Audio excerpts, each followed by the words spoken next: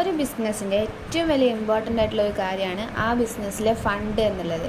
അപ്പോൾ ആ ബിസിനസ് എങ്ങനെയാണ് ഫണ്ട് റേസ് ചെയ്യുക? പല രീതിയിലൂടെ ഓല് എന്ത് ചെയ്യും? ഫണ്ട് റേസ് ചെയ്യും.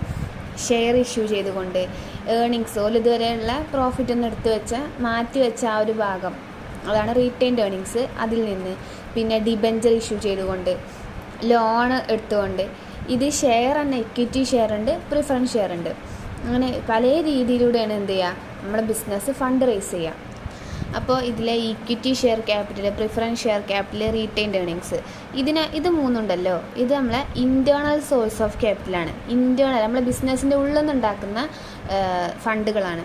എന്നാൽ ഡിബഞ്ചറും ലോണും നമ്മൾ എക്സ്റ്റേണൽ, പുറത്തുനിന്ന്, ഔട്ട്സൈഡേഴ്സ് ഫണ്ടാണ്, പുറത്തുള്ള ഫണ്ട് എന്നാണ് നമ്മൾ ഈ ഫണ്ട് രണ്ടും റേസ് ചെയ്യാം. ഓക്കെ, ഇത് ഇൻറ്റേർണൽ സോഴ്സ് ഓഫ് ക്യാപിറ്റലും ഇത് എക്സ്റ്റേണൽ സോഴ്സും ആണ്. അപ്പോൾ ഈ നമ്മൾ റേസ് ചെയ്ത ഫണ്ടിനെ നമ്മൾ റിട്ടേൺ ആയിട്ട് കൊടുക്കുന്ന അതിൻ്റെ മുകളിൽ വരുന്ന കോസ്റ്റിനെയാണ് നമ്മൾ കോസ്റ്റ് ഓഫ് ക്യാപിറ്റൽ എന്ന് പറയാം. എക്സാമ്പിൾ പറയുകയാണെങ്കിൽ ഇക്വിറ്റി ഷെയർ ആയാലും പ്രിഫറൻസ് ഷെയർ ആയാലും നമ്മൾ റിട്ടേൺ ആയിട്ട് കൊടുക്കുന്നത് എന്താണ്? ഡിവിഡൻഡ് അല്ലേ? അപ്പം ഈ രണ്ടിൻ്റെയും കോസ്റ്റ് ഓഫ് ക്യാപിറ്റൽ അല്ലെങ്കിൽ കോസ്റ്റ് എന്ന് വെച്ചാൽ ഡിവിഡൻഡാണ്. റീറ്റെയിൻഡ് ഏർണിങ്സിന് നമുക്ക് എന്തില്ല? കോസ്റ്റ് വരത്തില്ല. പിന്നെ ഡിബഞ്ചർ ആയാലും ലോൺ ആയാലും നമുക്ക് എന്ത് വരും? ഇൻട്രസ്റ്റ് പേ ചെയ്യേണ്ടി വരും.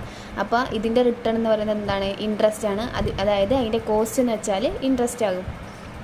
പിന്നെ ഈ റീറ്റെയിൻഡ് ഏർണിങ്സിന് കോസ്റ്റ് ഇല്ല എന്ന് വെച്ചാൽ അങ്ങനെയല്ല. നമ്മൾ എന്താവും? ഇത് നമ്മളെ ഷെയർ ഹോൾഡേഴ്സിൻ്റെ ഫണ്ട് തന്നെ ആയതുകൊണ്ട് നമ്മളത് ഡിവിഡൻ്റ് ആയിട്ടാണ് അസ്യൂം ചെയ്യുക. അതായത് നമ്മൾ മോസ്റ്റ് ഓഫ് ദി കേസിലും നമ്മളെ KE തന്നെ ആയിരിക്കും എന്ത്? KR.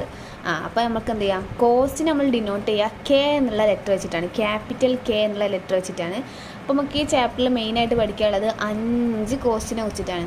Cost of debenture, cost of equity, cost of preference, cost of term loan, പിന്നെ KR ആണ്, cost of retained earnings. Okay.